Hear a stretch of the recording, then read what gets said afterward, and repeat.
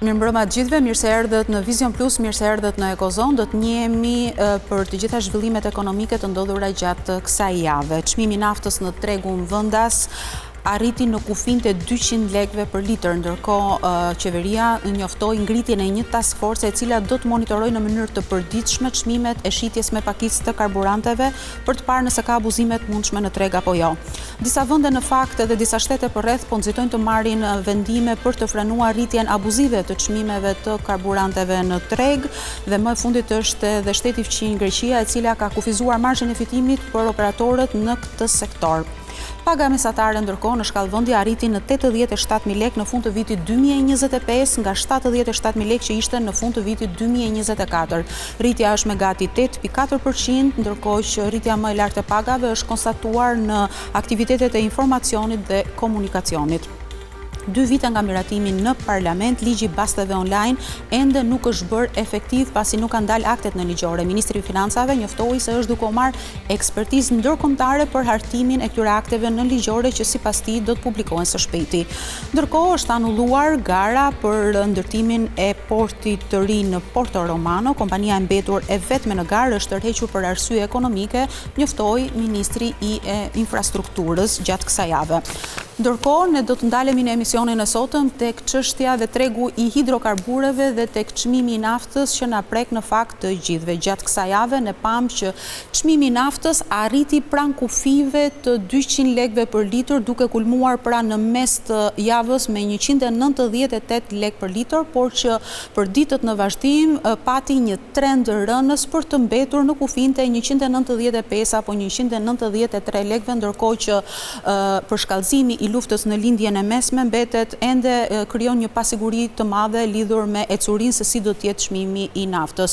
Por ky reflektim i çmimit në tregun vendas vjen dhe si pasojë e ndryshimit në tregjet ndërkombëtare ku sipas të dhënave një fuçi nafte gjatë kësaj jave kapi shifrën e $100 pra për fuçi, ndërkohë që një kufi i tillë pra nuk ishte hasur më parë që nga nisja e tensioneve në lindjen e mesme. Por përballë kësaj situate, qeveria dhe 3 ministrat konkret, ai i financave, i ekonomisë, por edhe i energjetikës, njoftuan se kanë ngritur një strukturë e cila do të monitorojë në mënyrë ditore çmimet e naftës me pakicë. Ndjekim çfarë ka thënë ministrja e ekonomisë dhe rikthehemi në studio.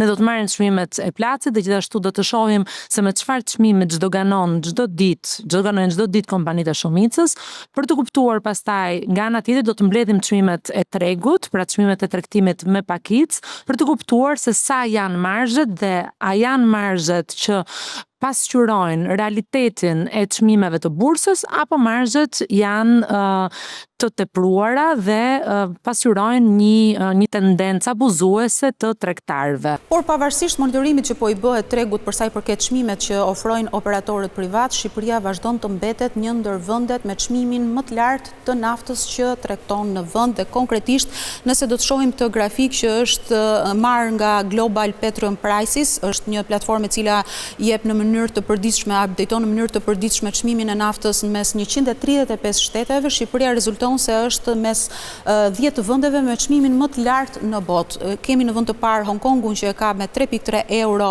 paktën gjatë kësaj jave flasim çmimin për litër të naftës, kemi Danimarkën, Gjermaninë, kemi Zvicrën me 2.1 euro, kemi Singaporin me 2.1 euro dhe kemi edhe Shqipërinë e cila është në kufijt e 2 eurove, por jemi në të njëjtat nivele të çmimit si ai me Suedin.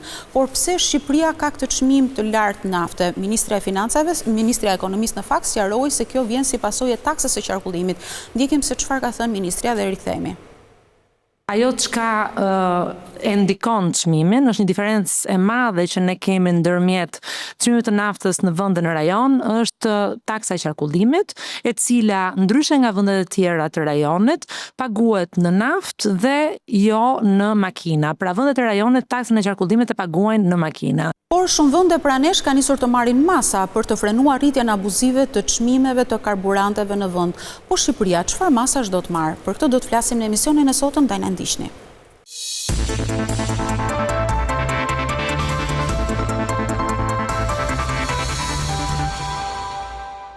Mirë, në këtë pjesë të parë të emisionit do përpiqemi të kuptojmë pak më shumë se çfarë detyre konkrete do të bëjë task forca e ngritur nga autoritetet lidhur me monitorimin e çmimit të naftës në treg, si dhe çfarë masash mund të ndërmarrë qeveria nëse do të kemi një përshkallëzim të mëtejshëm të konfliktit, i cili do të shoqërohet me një rritje të mëtejshme edhe të çmimit të naftës në tregjet ndërkombëtare dhe përrjedhoj edhe në Shqipëri, dhe kam kënaqësinë të kem tani në një lidhje direkte ministren e ekonomisë zonjën Delina Ibrahimaj.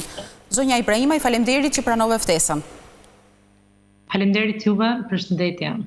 Zonja Ibrahimaj, gjatë kësaj jave ne ju pam Ministrin e Financave dhe atë të Energjisë, të cilët të tre bashkë raportuat se është ngritur një task force bashkë me autoritetin doganor dhe atë tatimor për të monitoruar çmimet e karburanteve në treg. Ndërkohë, paralelisht, një javë më parë kemi dhe një njoftim nga autoriteti konkurrencës, i cili po monitoron tregun për të parë nëse çmimet janë të drejta apo jo. Pse kaq shumë institucione për të monitoruar një treg, karburantesh dhe çmimet e tij? Në fakt janë disa procese dhe çështje të ndara.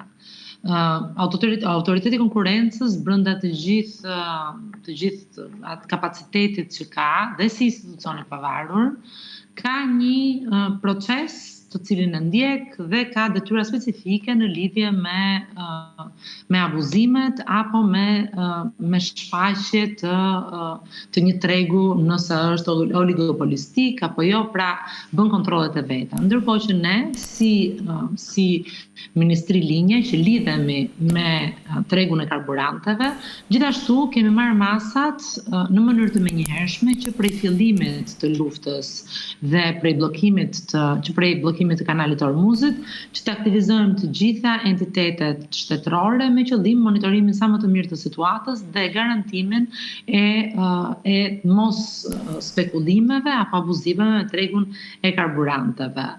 Janë në takimin që u bë publik, në të cilën ne ulëm bashkë me tregtarët kryesor të karburanteve dhe me shoqatën e hidrokarbureve, ne diskutuam disa çështje. Si fillim, dhe çfarë është më e rëndësishme, diskutuam mbi rezervën e detyrueshme që kompanitë tregtare kanë për mbajtjen e naftës sipas ligjit, dhe kompanitë edhe me dokumentacion garantuan se rezerva e detyrueshme është. Ministria e Infrastrukturës dhe Energjisë do të bëj më tutje dhe disa monitorime në terren për të verifikuar të gjitha shifrat që ne tashmë i kemi në letra. Pra, ajo që mund të konfirmoj është që ato rezervat janë dhe nuk kemi problematika të lidhura me zinxhirin e furnizimit, që ishte një shqetësim i dytë që ne kishim. Pra, fillimisht u morëm me rezervat dhe me disponueshmërinë e produktit dhe a ka rreziqe që të ketë një mungesë të produktit në tregjet shqiptare.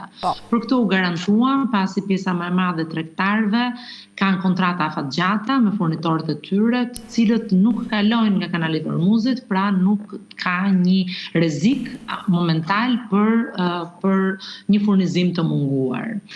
Në radhë të dytë, Ministri i Financave me institucionet e tij të varësisë ka ngritur një task force me agjencinë, me tatimet dhe me doganat, me detyrimin e përgjithshme të tatimeve dhe doganave, ku në bashkëpunim do të dalin për disa kontrolle në sektorin hidrokarbur, në kompanitë që tregtojnë karburante, në mënyrë për të verifikuar që nuk ka spekulime mbi çmimet, pra që çmimet reflektojnë realitetin.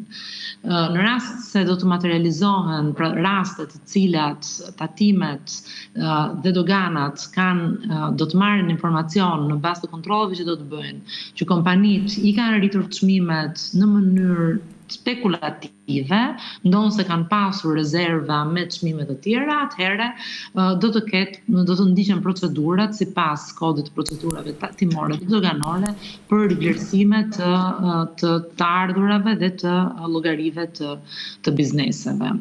Ratë të tretë, neve diskutuam, pra u takuam bashkërisht dhe diskutuam për çmimet dhe për nivelin e çmimeve në tregun vendas, dhe këtu bëhet fjalë për çmimet me pakicë, që prej më shumë se sa një javë tashmë ne kemi filluar të monitorojmë në bazë ditore çmimet, duke u nisur nga çmimet e bursës për produktet që tregtohen në Shqipëri, duke vazhduar me çmimet në të cilët produkti zhdoganohet dhe duke vazhduar gjithashtu me çmimin në treg. Pra janë 3 çmime që neve po i monitorojmë me bazë ditore, të cilat na tregojnë se si po shkon tregu, se sa po reflektohet çmimi i bursës në çmimet stabilet dhe sa shpejt po reflektohet ai. E vërteta është që ditët e fundit ne kemi pasur një reduktim të çmimit, pra nëse në datën 10 që ishte kulmi i çmimit, po që arriti afër 200 lekë për litër. 198 lekë për litër, sot mesatarisht në treg nafta tregtohet me 192 lekë për litër. Pra kemi pasur një reduktim, i cili është edhe një pasqyrim i ecurisë së çmimeve të bursës, të cilat kanë pasur një tendencë rëndëse në gjatë javës së fundit. Megjithatë, siç thash, ne po e monitorojmë në bazë ditore për të kuptuar se si reagon çmimi i tregut, se si ecën çmimi i naftës, dhe në rast që çmimet do të rriten në mënyrë të përshpejtuar, të ndikuara nga konjunkturat ndërkombëtare, ne, siç e thash, Sonja Ibrahimaj. Ja, vetëm ta mbaroj, lutem, kemi bordin e karburanteve, transparencës, i cili është një mekanizëm ligjor, i cili është futur në ligj në vitin 2022, të cilin ne mund ta aktivizojmë sa herë që ka problematika të rritjes së shpejtë të çmimeve të karburanteve me qëllim mbrojtjen e konsumatorit. Po, dakord. Do presim për bordin sepse ju thatë që nuk është ende koha. Por meqense thatë keni nisur monitorimin me bazë ditore, edhe institucionit tatimeve së bashku me dogana duke ngritur një task force për të parë çmimet e shumicës dhe pakicës. Po, pse duhet ngritur kjo task force, zonja Ibrahimaj, për shembull kur çdo çmim ne kemi në kohë reale, pra shteti mund ta monitorojë online edhe si pasojë e sistemit të fiskalizimit. Për çfarë nevojitet ky sy i shtuar, le të themi, në treg? Task Forca nuk ka për detyrë monitorimin ditor të çmimeve. Task Forca ka për detyrë kontrollin dhe verifikimin e rasteve spekulative. Pra nuk bëhet fjalë për një task force të ngritur nga tatimet dhe nga doganat për monitorimin e çmimeve. Monitorimin e çmimeve po e bën i gjithë është një ekip i cili përbëhet nga Ministria e Ekonomisë, nga Ministria e Financave dhe nga Ministria e Energjetikës, të cilët secili me të dhënat e veta monitorojnë zhdoganimet, çmimet e zhdoganimeve, çmimet e shitjeve dhe në bazë të dhënave të gjithë secilit ne bëjmë këtë analizë ditore. Pra nuk është nevojshme dalja në terren për monitorimin e çmimeve, pasi tashmë neve sistemet i kemi dhe sistemet na furnizojnë me të dhëna për të na informuar mbi situatën në treg. A kemi ndonjë sport ka për qëllim analizimin e kompanive nëse ka pasur raste apo jo të spekulimit me çmimet, ndërsa monitorimi bëhet në bazë të databazave dhe ne kemi një tabelë ditore që na informon mbi ecurinë e tregut dhe gjithashtu na mban në alert nëse neve duhet apo nuk duhet të ndërmarrim nisma të cilat shkojnë në drejtim të mbrojtjes së konsumatorit. Në këto ditë të para të kësaj task force, a keni ndonjë sinjal, ndonjë feedback lidhur me çmimet që aplikohen sot në treg apo ende? Keni një pasqyrë, domethënë mund të ketë ndonjë abuzim apo jemi në normalitet? Ne nuk kemi akoma një raport nga Task Forca. Në momentin që Task Forca do ketë gjetje apo do ketë gjetje mbi kontrollet nuk janë kontrollet të cilat bëhen në brenda ditës apo nga të dhëna sistemesh, pasi nuk kemi asnjë sistem në të cilin të na thotë se sa karburant ka apo nuk ka pasur në depozit një pikë shitje me pakicë. Pra nuk e kemi inventarin e karburanteve në kohë reale, ndaj dhe është nevojshme që të shkohet dhe të bëhet kontroll fizik. Pra nuk kemi një informacion nga Task Forca, ndërkohë që për çmimet, thash, në bazë të monitorimit ditor të çmimeve që ne kemi bërë, çmimet reflektojnë ndryshimet e çmimeve të bursës, pra duket sikur situata është në kontroll në bazë të dhënave që kemi në dispozicion. Dakord, zonja ministre, ju ju thatë se edhe nga biseda që keni zhvilluar, takimi që keni zhvilluar me operatorët e fushës, është arritur në konkluzionin që nuk do të ketë mungesë të këtij produkti në treg për shkak se operatorët i kanë rezervat. Ndërkohë, paralelisht thatë se është edhe në monitorim të përditshëm çmimet e pakicës, por a mjaftojnë vetëm këto dy, le të themi, masa apo nisma, pasi a ka nevojë për të patur ndonjë ndërhyrje apo rishikim të modelit të tregut? Kur them rishikim, kam parasysh faktin që kjo sasi karburanti që shitet sot me këto çmime është e blerë ndoshta 1 apo 2 muaj më herët. Por fakti që zhdoganohet me çmimet aktuale dhe paguhen taksat për çmimet aktuale të tregut, bën që këto tarifa ose këto çmime të tregjeve ndërkombëtare të reflektohen në mënyrë të menjëhershme në tregun vendas. A ka vend për ta ripar këtë lloj modeli që aplikohet prej vitesh në fakt? Ne për hir të së vërtetës e kemi bërë dhe publike që jemi duke punuar për 2 procese. Në radhë të parë edhe në kuadër të integrimit evropian, në detyrimeve që ne kemi në këtë drejtim, duhet që të parafrojmë direktivat e Bashkimit Evropian me qëllim që të kemi një entitet shtetëror i cili mban një rezervë të detyrueshme 3 mujore për karburantet. Dhe kemi gati një draft të një projekt ligji me modelin e përzgjedhur, të cilin shumë shpejt do ta bëjmë publik pasi jemi ende duke bërë rakordimet e fundit. Kjo është një komponent. Komponenti i dytë lidhet me një tjetër deklaratë që ne kemi bërë para disa muajsh, të cilën jemi në punë sipër për ta zbatuar, për pasjen në treg të një operatori shtetëror shumice të karburanteve. Kjo gjithashtu është një punë në proces, të cilin ne jemi duke e finalizuar, në të cilin duam që me qëllim gjithmonë në mbrojtjen e konsumatorit të krijojmë këtë entitet shtetëror i cili do të shërbejë si grosist dhe do të bëjë pikërisht atë që juve thatë, pra që të mos blej dhe zhdoganoj me çmimin ditor, por që të ketë një sasi furnizimi e cila do të shërbejë për të stabilizuar dhe tregun. Pra do të shërbejë si një amortizator në treg.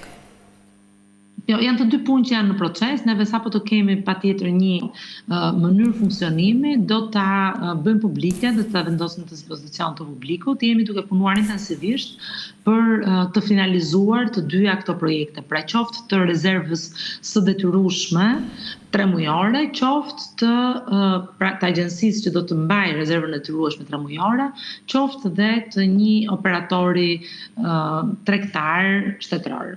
Zonja Ministre, edhe një pyetje të fundit të lutem. Shtete pranesh, duke nisur që nga Kosova, por edhe Serbia, por edhe Greqia, kanë ndërhyrë duke marrë vendime ose të kufizojnë marshin e fitimit të kompanive në sektorin e hidrokarbureve, por por rishikojnë mundësinë edhe të politikës fiskale duke ripar taksat që aplikohen mbi naftën dhe produktet e saj. Por Shqipëria, a ka në plan të ketë një rishikim apo një ndërhyrje apo një mas të kësaj natyre?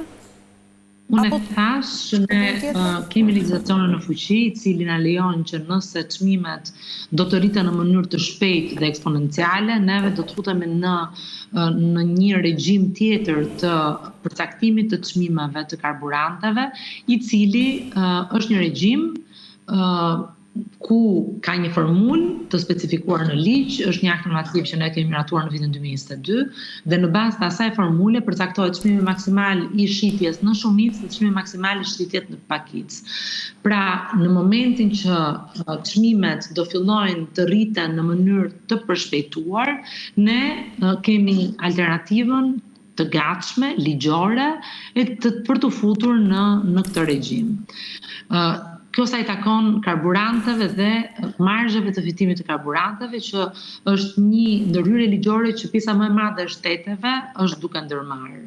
Nga ana tjetër, sigurisht që ne